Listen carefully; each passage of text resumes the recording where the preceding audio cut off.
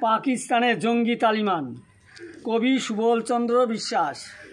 শোনো ইমরান খান, তুমি পাকিস্তানে জঙ্গি ঘাঁটি করে রেখেছ। আমি কর্নেল ম্যানেকশন ফোর্ট উইলিয়াম দুর্গ থেকে বলছি। কাশ্মীর কোনো সমস্যা নয়, কাশ্মীর আমাদের ভূস্বর্গ দেশ। এটা আমাদের দেশের আভ্যন্তরীণ ব্যাপার। তুমি চীনের সাহায্য নিয়ে তালিবান জঙ্গি প্রশিক্ষণ দিয়েছ।